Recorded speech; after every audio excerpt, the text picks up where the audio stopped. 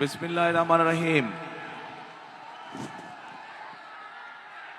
আজকের এই নির্বাচনী জনসভার সম্মানিত সভাপতি, আমার সামনে উপস্থিত ভাষণ টেকবাসী, মঞ্চে উপস্থিত নেতৃবৃন্দ, আমার প্রিয় সহকর্মীবৃন্দ, আসসালামু আলাইকুম। এখন এই যে তোমরা তারেক ভাই জিন্দাবাদ করছো, তোমরা কথা শুনবা না স্লোগান দিবা, কোনটা করবা? যদি কথা শুনতে হয় তাহলে চুপ করে বসতে হবে, শান্ত হয়ে বসতে হবে। আর আমার হাতের বাম দিকে রাজ, প্লিজ কোনো স্লোগান না ভাই। আমি তো আপনাদের সাথে কথা বলতে এসেছি, আপনাদের সাথে দুটো কথা বলতে এসেছি। এইভাবে স্লোগান দিলে তো কথা বলা যাবে না, চুপ করে বসতে হবে, সবাইকে শান্ত হয়ে একটু বসতে হবে। এখানে যারা সামনে একটু বসে পড়ো ভাই, তোমরা বসে পড়ো। আচ্ছা, আমার এই পাশে অনেক মা বোনেরা আছেন। আমি একজন বোনকে চাই যিনি গার্মেন্টসে কাজ করেন এবং অনেক দিন যাবত এই এলাকায় বসবাস করেন। কেউ আছেন কি এরকম মা বোনদের বন্ধে? এখানে এখানে আমি শুনেছি অনেক শ্রমিক। আপনি গার্মেন্টসে কাজ করেন? কেউ আছেন কি এখানে মা বোনদের মধ্যে? আপনি কাজ করেন? এই এলাকায় থাকেন? আপনি আপনি কি এই এলাকায় থাকেন? আপনি কি এই এলাকায় থাকেন?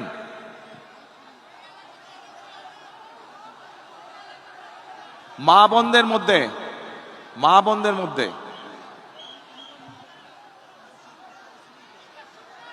আচ্ছা, একটু আসেন, আপনি আসেন, এদিকে আসেন, ওনাকে নিয়ে আসেন।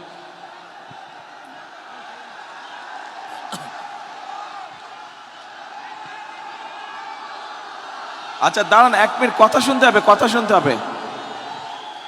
আমার এখান থেকে একজন মানুষকে দরকার, পুরুষ মানুষ, এই এলাকায় বহু বছর যাবৎ এই তো কথা না শুনলে তো হবে না, স্লোগান দিলে হবে না, তো চুপ করতে হবে। আস্তে আস্তে আস্তে আস্তে। এইখানে পিছন দিকে, এখানে সামনে সব ইয়াং ছেলেমেয়েরা, একটু পেছন দিকে অনেক দিন ধরে এই এলাকায় আছেন, কোনো একটি পেশার সাথে জড়িত আছেন। দিনমজুর হতে পারেন, রিক্সা চালকও হতে পারেন, ভ্যান চালকও হতে পারেন, গার্মেন্টসে কাজ করতে পারেন, ক্ষুদ্র মুদির দোকান মালিক হতে পারেন। এরকম একজন মানুষ দরকার আমার, যে এই এলাকায় থাকেন। কে আছে দেখো তো, এরকম কে আছে? যেরকম বললাম, আপনি আপনি তো আমাদের দলের সাথে যুক্ত না, আপনাকে না, আমার সাধারণ মানুষ দরকার।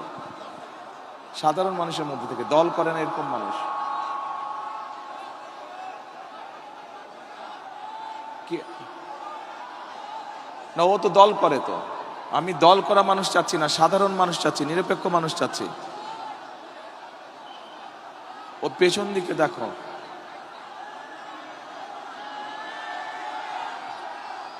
একটু মধ্যবয়সী, মাঝ বয়সী মানুষ চাচ্ছি।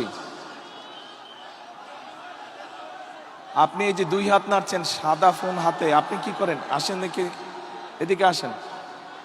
ওই যে হলুদ রঙের পাঞ্জাবি পরা বোধহয়, এই যে বিজিবি সদস্য, আপনার পিছনে দেখেন একজন মানুষ আছে। হ্যাঁ, আপনার পেছনে ওই যে, না ওই যে পিছনে 2 হাত উঁচিয়েছে, 2 হাত, রাইট না, next to him, behind him, behind him, এই যে, না এই রাইটে, হ্যাঁ এই যে, হ্যাঁ পুলিশ সদস্য যে হাত ধরেছে, পুলিশ সদস্য যার হাত ধরেছে, রাইট। আপনি আসেন তো ভাই, হ্যাঁ রাইট, ওই যে পুলিশ সদস্য যার হাত ধরেছে উনি কই? যে আসেন আপা, এদিকে আসেন। আপনি কি দল করেন? না, দল করলে হবে না, সাধারণ মানুষ দরকার। বসেন আপনি। আচ্ছা ঠিক আছে, বসেন, এদিকে আসেন, একটা চেয়ার দাও তো, দাঁড়ান দাঁড়ান, একটা চেয়ার দাও। আচ্ছা ঠিক আছে, একটা চেয়ার এখানে বসেন আপনি।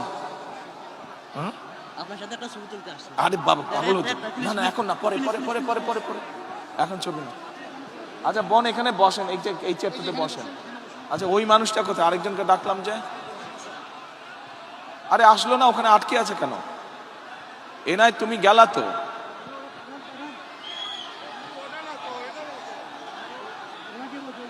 ওই তো মোটা মোটা করে মানুষটা, একটু মোটা করে। এই লোকটা নিয়ে আসো, যাও, ওই যে আসতেছে।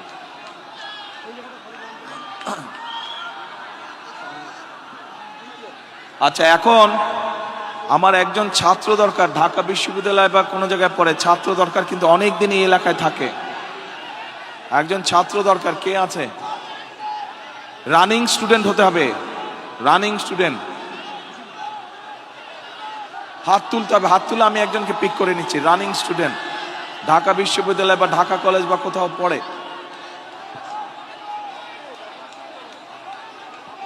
স্টুডেন্ট হতে হবে, রানিং স্টুডেন্ট। আচ্ছা, এই এলাকার ভোটার হতে হবে, এই এলাকার ভোটার। হ্যাঁ, আচ্ছা আসো, আচ্ছা আসো, চল আসো। হ্যাঁ, কে ভোটার না? ও ভোটার না, আপনি এখানকার ভোটার না? ও না, তাহলে হবে না, এখানকার ভোটার লাগবে, তাহলে তো হলো না, আরেকজনকে বাছাই করতে হবে। ওয়ালাইকুম আসসালাম, আসেন, এখানে একটা চেয়ার দাও, একটা প্লাস্টিকের চেয়ার বা লোহার চেয়ার যেটাই হোক একটা দাও।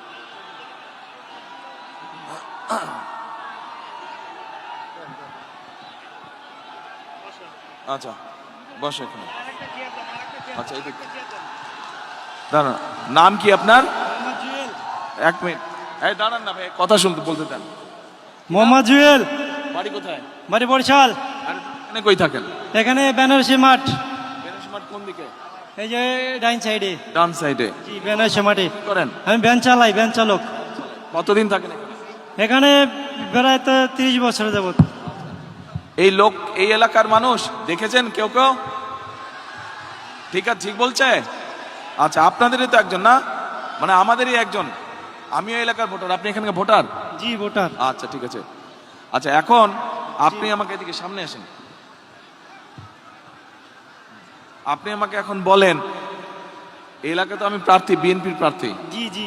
এখন শুধু এসে তো বক্তৃতা দিলে চলবে না। জি না।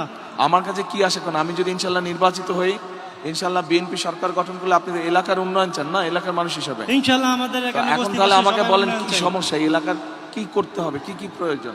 এই এলাকায় আমরা একটা বস্তিবাসী, এখানে আমাদের একটা বস্তি এটা আছে। কাছে নিতে হবে, কাছে নেন। আমরা বস্তিতে থাকি, বসবাস করি। এখানে অনেক খেটে খাওয়া মানুষ আছে আমাদের মতো। ওনাদের এই বস্তিবাসীর মূল চাওয়াটা কি আপনাদের? জি, মূল চাওয়াটা হলো আপনাদের সরকার হতে পারেন, তাহলে আমাদেরকে একটা পণ্য বসানোর কারণে একটা ব্যবস্থা করে দিতে হবে। এইটা হলো আমাদের চাওয়া, এটা মূল চাওয়া। এখানে আমরা বস্তিবাসী। আচ্ছা, আপনার নাম কি বললেন? আমার নাম মোহাম্মদ জুয়েল। জুয়েল। জুয়েলের এই যে বললো পুনর্বাসনের ব্যবস্থাটা মূল চাওয়ার মধ্যে, এইটার সাথে কারা কারা আপনারা একমত? হাত তুলেন তো, এই এলাকার মানুষ কারা কারা একমত? এইদিকে আপনারা একমত জুয়েলের সাথে? এদিকে একমত? আচ্ছা ঠিক আছে, ধন্যবাদ। এরপরে পুনর্বাসন গেল, আরেকটা আর হলো আমাদের এখানে যারা গরিব মানুষ আছে, অনেক খেটে খাওয়া মানুষ আছে, ওনাদেরকে সহযোগিতা করতে হবে। কি এবং করতে হবে? কি? ভয় পাবার কিছু নাই, হ্যাঁ, ধীরে সুস্থে সাহস করে হ্যাঁ। বলুন। কোনো ভয় পাওয়ার, ঘাবড়ানোর কিছু নাই, কেউ কিছু বলবো না। জি না, জি না। বলেন কি সমস্যা আছে? সমস্যা স্যার, এই রাস্তাঘাটের সমস্যা আছে? রাস্তাঘাটে অনেক সমস্যা আছে আমাদের ভিতরে, রাস্তাঘাট ভাঙাচোরা আছে, এগুলো ঠিক করতে হবে, ঠিক করতে হবে। উন্নয়ন করতে হবে। কিন্তু মূল সমস্যা কি? পুনর্বাসন। জি জি, আমাদের মূল সমস্যা হলো বস্তিবাসীর পুনর্বাসন প্রকল্প করতে আচ্ছা, হবে, ঠিক আছে। এইটাই মূল সমস্যা। ওকে, আচ্ছা এবার বসেন আপনি। আচ্ছা বোন, আপনি আসেন। আপনি কি এলাকার ভোটার? এটা ধরেন, মাইকটা নেন, এই মাইকটা ধরেন। আপনি এলাকার ভোটার? ভাইয়া আমি এলাকার ভোটার না। ভোটার না? না, মিথ্যা কথা বলবো না, আমি আসছি আপনাকে শুধু একটু দেখার জন্য। আচ্ছা ঠিক আছে, তাহলে আপনি ভোটার না? একটা নজর আপনাকে দেখার জন্য। আচ্ছা, আমি এখন এই দেখেছেন? জি আচ্ছা, তাহলে আলহামদুলিল্লাহ। এখন বসেন, তাহলে আপনাকে জিজ্ঞেস করবো না, তাহলে আমি চলে যাব। আপনি চলে যান। জি, থ্যাংক ইউ ভাইয়া। ঠিক আছে, কিন্তু মা বোনদের মধ্যে থেকে একজনকে প্রয়োজন আমার, যে এই এলাকার ভোটার।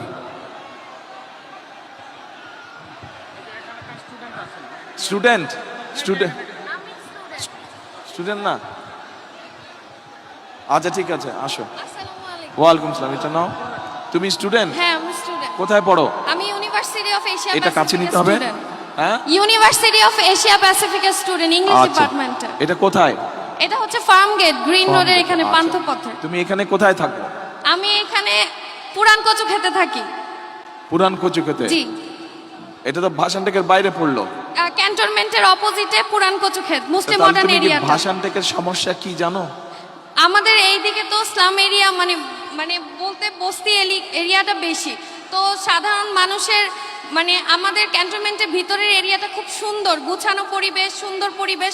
তো এই দিকের পরিবেশটা যদি আরেকটু সুন্দর হতো, সেক্ষেত্রে আমাদের মানে পুরো জোনটা একই রকম দেখা যেত, সুন্দর দেখা যেত, মানে যাতে সবাই বলে যে ক্যান্টনমেন্ট এরিয়াটা বা কচুক্ষেত এরিয়াটা, ভাষানটেক এরিয়াটা 17 আসনের অন্তর্ভুক্ত আছে। এটা দেখতেও ভালো লাগবে, মানুষের কাছে বলতেও ভালো লাগবে। আচ্ছা, তোমার নামই তো জিজ্ঞেস করিনি। আমার নাম হেনা আক্তার মিম। আমার বাবা হচ্ছে ঢাকা ক্যান্টনমেন্ট বোর্ড ওয়ার্ডের সাংগঠনিক সম্পাদক মোহাম্মদ ফেরদৌস আহমেদ। আচ্ছা, এই যে আমাদের এই বোন একটা কথা বললো, এইটার সাথে মোটামুটি কি আপনারা এই এলাকাবাসী একমত? একমত, ঠিক বলছে? আচ্ছা ঠিক আছে, ওকে, বসো তুমি এবার। ঠিক আছে, আসসালামু আলাইকুম। ওয়ালাইকুম আসসালাম। আসেন, আপনি আসেন। আপনি এলাকার ভোটার? ক্যান্টনমেন্টের ভোটার। আমি যাচ্ছি এইখানকার ভোটার, এইখানকার মানুষ। বসেন আপনি, আসেন এদিকে আসেন। এই ভাষানটেকের ভোটার আপনি? হ্যাঁ, ক্যান্টনমেন্ট আমার নির্বাচনী এলাকা জানি, কিন্তু আমি এই ভাষানটেকবাসী যাচ্ছি, এইখানকার মানুষ যাচ্ছি। বাট আপনি এইখানকার না, তাহলে আমি পরে কথা বলবো আপনার সাথে। বোন এদিকে আসেন। ওয়ালাইকুম সালাম। আপনি এই এলাকার ভোটার? কোন জায়গায় বাড়ি? ধরেন এটা, হ্যাঁ এটা ধরেন, 95 ওয়ার্ড। জি। আপনার নামটা কি? আমার নাম লিলি। এটা কাছে নিতে হবে মাই। আমার নাম লিলি। আচ্ছা, উনি 95 নম্বর ওয়ার্ডের, 95 নম্বর ওয়ার্ড তো ভাষানটেকের মধ্যে পড়লো না? হ্যাঁ। আচ্ছা, তো এখন বোন আমাকে একটু আপনি বলেন, আমরা জুয়েলের কথা শুনেছি একটু আগে, জুয়েল যে বলে গেল ওইখানেই থাকে, তো এই এলাকার মূল সমস্যাটা কি? জি, এখানে স্যার কি আমরা করতে হবে? বিএনপি ইনশাল্লাহ সরকার গঠন করলে, আমি ইনশাল্লাহ আপনাদের ভোটে জিতলে কি করতে হবে? মূল কাজটা কি করতে হবে? আসসালামু আলাইকুম। আমরা বস্তিবাসী, আমাদের মানে আমাদের কিছুই নেই। আমরা চাই যে আমাদের একটা পুনর্বাসন হোক। আর আমরা বলছিলেন যে আমাদের ফ্যামিলি কার্ড দিবেন, তাই আমরা এই জন্য আপনার কাছে আসছি। ফ্যামিলি কার্ড চাই, গার্মেন্টসে চাকরি করতে। জি। এই যে ফ্যামিলি কার্ড, এটা প্রত্যেক উনার মতন প্রত্যেক মা এরকম একটি ফ্যামিলি কার্ড পাবে ইনশাআল্লাহ বিএনপি সরকার গঠন করলে। স্যার আমরা এটাই চাই। আমাদের দেশ বাড়ি নেই, নদীতে সব চলে গেছে। আমরা চাঁদপুর ছিলাম, আমাদের কিন্তু এটা তো চাঁদপুরে নেই। ফ্যামিলি কার্ড তো, কিন্তু আমরা- এক মিনিট বোন, ফ্যামিলি কার্ড তো ইনশাআল্লাহ আপনার মতন যারা মা তাদের সকলে পাবে সারা হ্যাঁ বাংলাদেশে। ইনশাল্লাহ আমরা কিন্তু- সবাই ফ্যামিলি কার্ড পাবে ইনশাল্লাহ। কিন্তু এলাকার কি সমস্যা এটা বলতে হবে তো। এলাকায় আমাদের বাড়িঘর নেই। আমরা একটা পুনর্বাসন চাইছিলাম, যদি আমাদের পুনর্বাসন দেন তাহলে আমরা সবাই আর কি আনন্দ পাবো, খুশি পাবো। আপনার যদি আমরা ভোট যদি জয়যুক্ত করতে পারি তাহলে আমাদেরকে পুনর্বাসন দিবেন। তাহলে জয়যুক্ত করেন। জয়যুক্ত ইনশাল্লাহ করবো। আমরা বিপুল করে পাস করব। আমরা দানের শেষে পাস করবো। আল্লাহ রহমতে দান, আমরা জীবন দিয়ে আল্লাহ রহমতে আমরা দানের শেষে পাস করবো ইনশাল্লাহ। তাহলে আপনার এলাকার মূল সমস্যাটা কি? তাহলে পুনর্বাসন। হ্যাঁ, পুনর্বাসন হ্যাঁ, আমাদের ঠিক, family পুনর্বাসন card, মূল হ্যাঁ, সমস্যা। আমাদের পুনর্বাসন, আমাদের ফ্যামিলি কার্ড। পুনর্বাসন? হ্যাঁ, পুনর্বাসন আমরা ফ্যামিলি চাই। কার্ড তো শুনেন, কথা শুনেন। ফ্যামিলি কার্ড তো আপনার মতন মা যারা তাদেরকে দিব, ওটা একটা ব্যাপার। আর এলাকার ফ্যামিলি কার্ড তো সারা দেশে অনেক এলাকার। হ্যাঁ স্যার, অনেক লোকজন লেখাপড়া করে এমবিবিএস পাস করছে। অনেক আজানটা লোকজনের শেষ হোক, আজানটা শেষ হোক।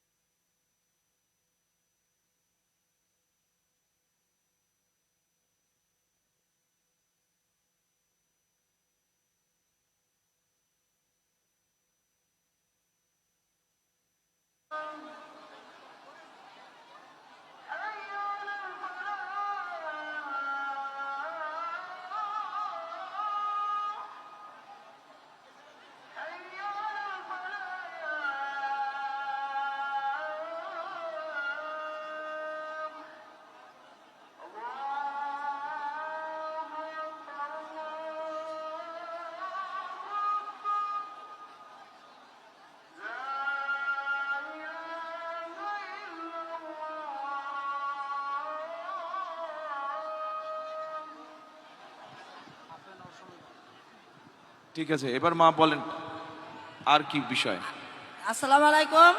আমাদের এইখানে আমার ছেলেই লেখাপড়া করা মাস্টার্স পাস করছে, আমাদের চাকরি দেওয়ার কথা বলছিল, অনেক অনেক জায়গায় আমরা গেছিলাম, আমার ছেলের চাকরি হয় নাই। আমরা অনেক অনেক লোকজন আছে, অনেক যুবক আছে লেখাপড়া করে চলতেছে, চাকরি দেওয়ার কথা বলছিল, কোনো চাকরি দেওয়া হয় নাই। আপনার কাছে আমাদের অনুরোধ, আর সবাইকে তো আপনি চাকরি দেবে, যারা শিক্ষিত, যাদেরকে চাকরি দেওয়ার জন্য আমি অনুরোধ জানাচ্ছি, আপনি চাকরি দিবেন। আমরা 95 ওয়ার্ডে আমরা ইনশাল্লাহ জয়যুক্ত করব, ইনশাল্লাহ আমরা বোর্ডে বিপুল বোর্ডে পাস করব ইনশাল্লাহ। আচ্ছা, তাহলে এই যে এই বোন একটা কথা বলেছে যে 1 নম্বর হচ্ছে যে পুনর্বাসন, 2 নম্বর হচ্ছে যে যুব সমাজ বা তরুণ সমাজের অনেক সদস্য আছে যাদের কর্মসংস্থান বা চাকরির প্রয়োজন, তাই তো নাকি? এটা আরেকটা সমস্যা। এই সমস্যা অবশ্যই শুধু ভাষান ঠিক না, এই সমস্যা সারা বাংলাদেশেই কম বেশি আছে, সারা বাংলাদেশেই আছে। আচ্ছা বোন বসেন, আপনি তুমি আসো ভাইয়া। আসসালামু আলাইকুম। আসসালামু আলাইকুম। কি নাম তোমার? আমার নাম হচ্ছে শান্তা। তুমি এখানকার ভোটার? জি, আমি এখানকার ভোটার। আচ্ছা, তুমি কি বলতে চাচ্ছ বলো এবার। আমি হচ্ছে গৃহিণী, তো আমি আদমজি ক্যান্টনমেন্ট কলেজ থেকে পাশ করে বের হয়েছি। তো আমাদের মেয়েদের জন্য কোনো কর্মসংস্থানের কোনো ব্যবস্থা নাই এখানে, তো আমরা চাই মানে এই ভাষানটেক ভাষানটেক এলাকায়। আচ্ছা আচ্ছা, এই কি মহিলাদের জন্য কর্মসংস্থানের জি, ব্যবস্থা করা উচিত? মহিলাদের জন্য কর্মসংস্থানের ব্যবস্থা করার জন্য আর কি আপনার কাছে। কিন্তু এলাকার সমস্যা কি? অন্যরা যারা বলেছে মোটামুটি সেটাই জি, সেটাই এলাকার সমস্যা হচ্ছে আমাদের মানে ক্যান্টনমেন্ট এলাকায় হচ্ছে আমরা সিভিল যারা আছি তারা মানে ভালোভাবে ঢুকতে পারি না, চলাচল করতে পারি না, মানে আমাদের স্বাধীনতা নাই। তো এটার জন্য যদি আপনি কোনো পদক্ষেপ গ্রহণ করতেন।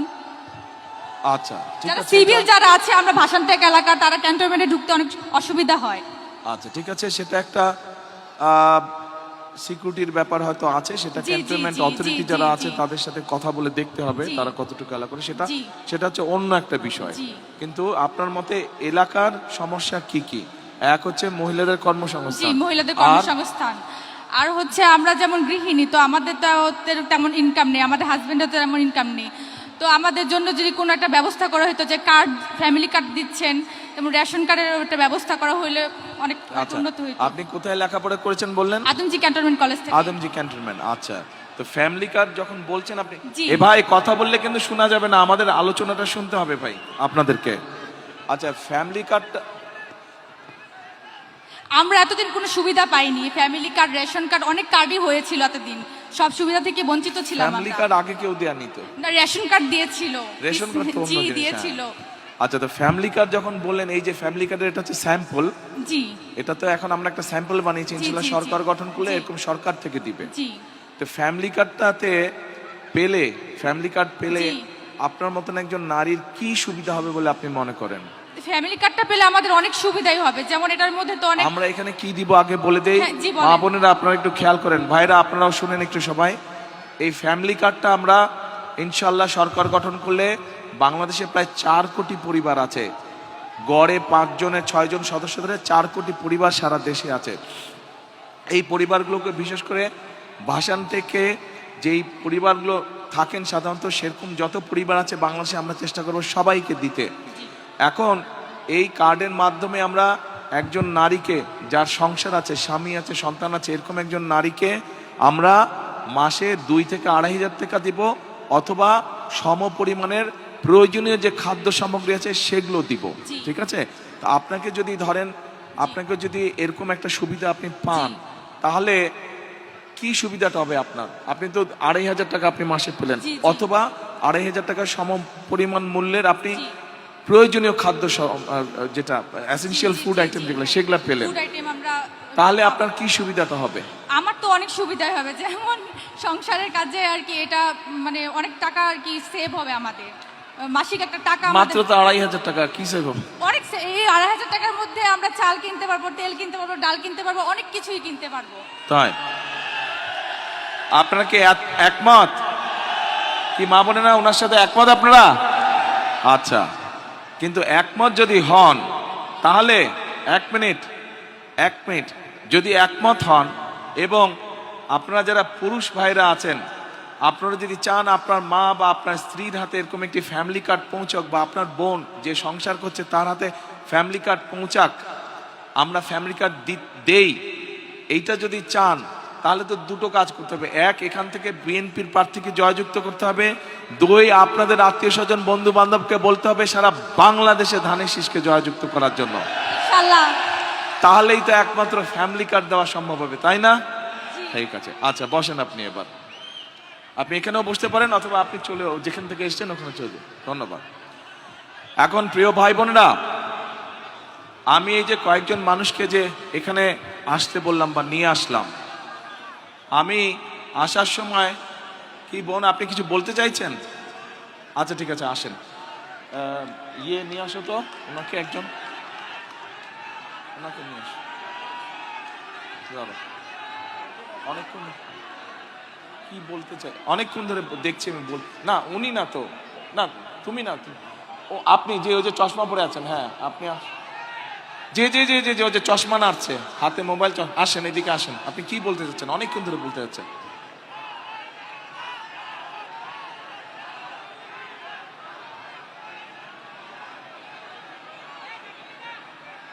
না সবাইকে তো সুযোগ দেওয়া যাবে না রে ভাই, এখানে তো হাজার হাজার মানুষ, এত মানুষকে কেমন করে বক্তব্য সুযোগ দিব?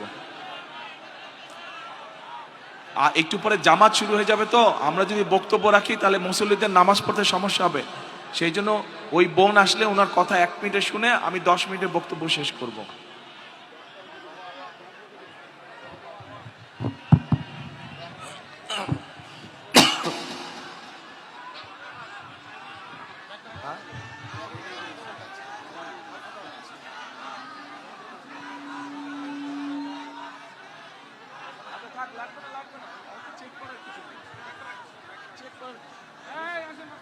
এ লাগবে না, চেকের কিছু নাই তো, তোমরা জানতেই না তো ও আসবে, কিচ্ছু লাগবে না। এই চেক করতে হবে না, চলে আসো তো, বেশি ঝামেলা করে।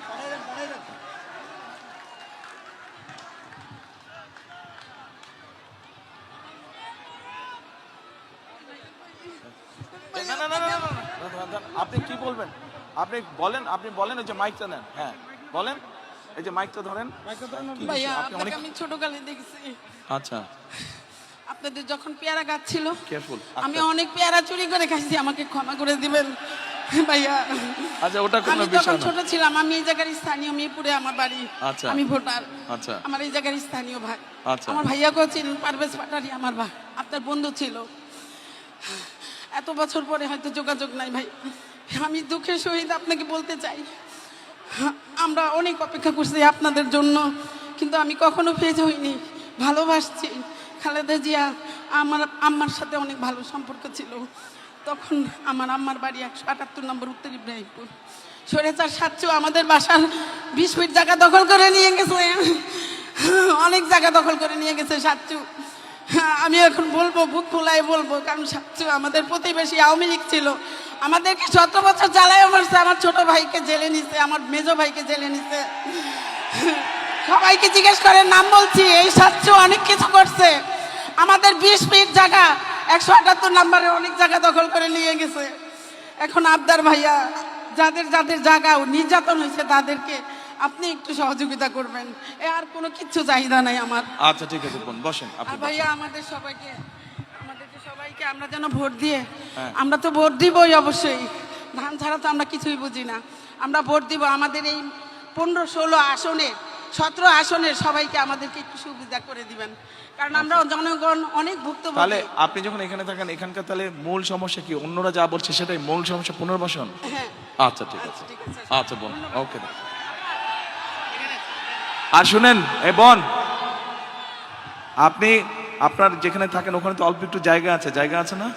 বাড়ির উঠানে জায়গা নেই? আছে, অল্প একটু জায়গা? 12 কাঠা ছিল জায়গা, 3 কাঠা নিয়ে গেছে। আচ্ছা, যেইটুক জায়গা আছে ওখানে পেয়ারা গাছ লাগাবেন, পেয়ারা হলে আমাকে এনে দিবেন। ইনশাআল্লাহ। ভাইয়া ক্ষমা করে দিয়েন, অনেক পেয়ারা ঠিক আছে। খাইছি আপনাদের কাছে। ঠিক আছে, ওই পেয়ারা যেটা খাইছেন আমার গাছ থেকে নিয়ে আমাকে 2টা পেয়ারা দিয়ে যাবেন, ঠিক আছে? গাছ লাগাবেন আপনি। আচ্ছা ভাইরা, মা বোনেরা, যেই কথাটি বলছিলাম যে আমি গতকাল থেকে, বোন আজকে হবে না, আরেকদিন ইনশাল্লাহ, আরেকদিন। আমি গতকাল চিন্তা করছিলাম যে এই এলাকার মানুষের মূল সমস্যা কি কি, ভাষান্তিকবাসীর মূল সমস্যা কি কি।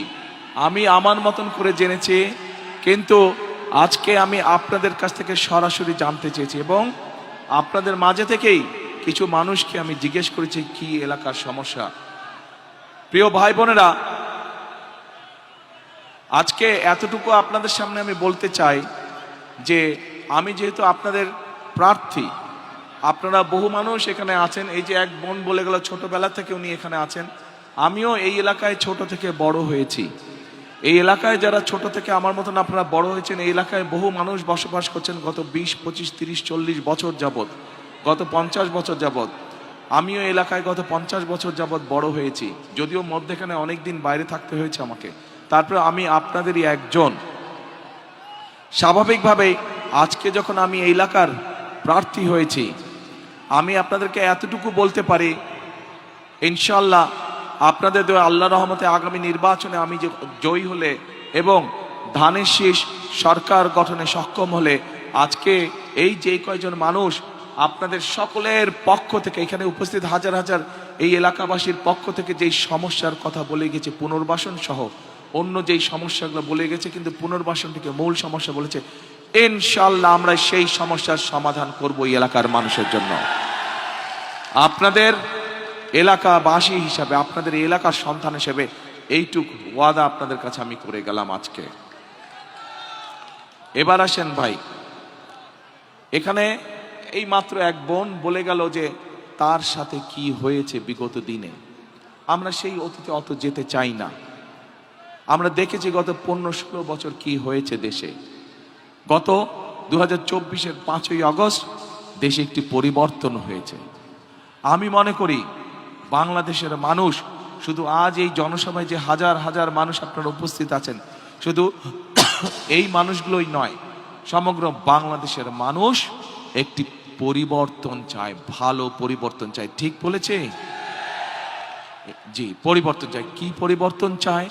পরিবর্তন চায় যে মানুষের সমস্যার যাতে সমাধান হোক, মানুষের চলাফেরা, মানুষের নিরাপত্তা, দেশে যাতে সুশাসন প্রতিষ্ঠিত হোক, দেশের শিক্ষার্থীরা যারা শিক্ষার সুযোগ পায়, দেশের বেকার যারা তরুণ আছে, যুবক আছে, যারা তরুণ সমাজের, যুব সমাজের সদস্য যারা, ছেলে হোক মেয়ে হোক, বহু লক্ষ লক্ষ এরকম আছে যারা কর্মহীন অবস্থায় আছে।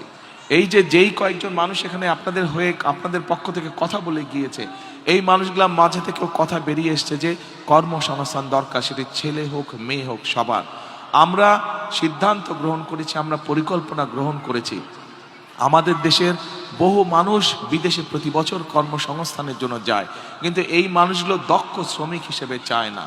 আমরা চাই বাংলাদেশের লক্ষ লক্ষ যে তরুণ সমাজের সদস্য আছে, নারী হোক পুরুষ হোক, তাদেরকে বিভিন্ন রকম ট্রেনিং দিব, তাদের পড়ালেখা শেষ হোক বা শেষ হওয়ার আগে, যাতে দেশের ভিতরেই ব্যবসা বাণিজ্য হোক অথবা দেশের বাইরে হোক, তারা যাতে কর্মসংস্থানের ব্যবস্থা করতে পারে, যাতে স্বাবলম্বী হয়ে দাঁড়াতে পারে।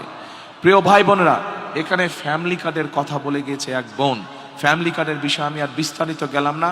ফ্যামিলি কার্ড, এই যে এরকম একটি ফ্যামিলি কার্ড বাংলাদেশের প্রত্যেক মা বোনদের কাছে, মাদের কাছে আমরা পৌঁছে দিতে চাই। যেই নারীর সংসার আছে সেরকম একজন নারীর কাছে আমরা পৌঁছে দিতে চাই। আমরা একই সাথে এখানে বহু মানুষ আছেন, এই যে জুয়েল আসছিল, বোধহয় ভ্যান চালক, এরকম জুয়েলের মতন অনেক মানুষ আছে যাদের কিন্তু দেশ গ্রামে, আপনারা যারা এখানে উপস্থিত আছেন, দেশ গ্রামে জমি জমা আছে, চাষবাস কৃষির সাথে আপনারা জড়িত। হয় আপনারা নিজেরা কৃষি কাজ করেন অথবা কাউকে দিয়ে দিয়েছেন জমি বর্গা। অর্থাৎ বাংলাদেশের কৃষকদের আমরা একটি কৃষি কার্ড দিতে চাই, যেটার মাধ্যমে তারা সহজে কৃষি ঋণ পাবে, কৃষি ইন্স্যুরেন্স থাকবে, কৃষির বিভিন্ন সার বীজ বিভিন্ন বিষয় তারা পাবে। প্রিয় ভাই বোনেরা, আমাদের পাশে যে মঞ্চের মধ্যে বসে আছে, একে চিনেন? আপনাদের পাশে কিন্তু আমিনুল, ওকে ফুটবলার না, ফুটবল খেলতো, তো বেশ, এই যে ইয়াং ছেলেরা ফুটবল খেলতো।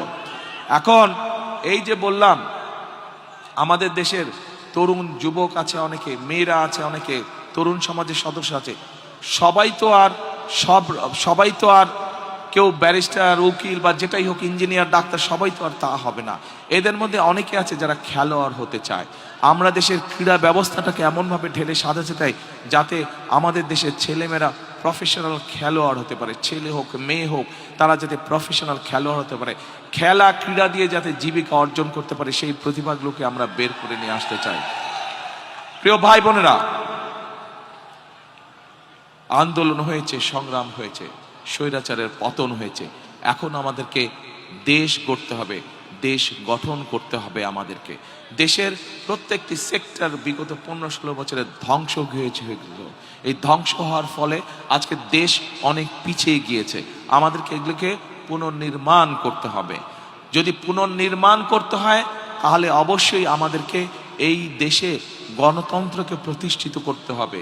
কেন প্রতিষ্ঠিত করতে হবে? কারণ গণতান্ত্রিকভাবে আপনারা যদি আপনাদের প্রতিনিধিকে নির্বাচিত করতে পারেন তাহলেই কিন্তু আপনি একমাত্র আপনার এলাকার সমস্যা, আপনার সমস্যা আপনি তার কাছে নিয়ে যেতে পারবেন। ঠিক কি কথাটা? বিগত 15 বছর যে আমিটামির নির্বাচন হয়েছিল, নিশিতার্থের নির্বাচন হয়েছিল, তখন যে তথাকথিত এমপি ছিল, আপনারা কি তাদের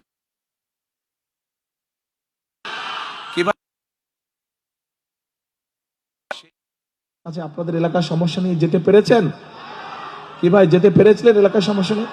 যাওয়া সম্ভব নেই। সেই জন্যই এলাকার সমস্যার সমাধান যদি করতে হয়, দেশের উন্নয়ন যদি করতে হয়, তাহলে অবশ্যই আমাদেরকে গণতন্ত্রের যাত্রা নির্বাচিত করতে পারে। শুধু জাতীয় সংসদ নির্বাচন নয়, একই সাথে জাতীয় সংসদ নির্বাচনে যেমন ভোট দিয়ে জনপ্রতিনিধি নির্বাচিত করতে হবে, ঠিক আমাদেরকে একইভাবে সেটি পৌরসভা হোক, উপজেলা হোক, ইউনিয়ন পরিষদ হোক, সব জায়গায় জনপ্রতিনিধি অর্থাৎ জবাবদিহিতা থাকতে হবে।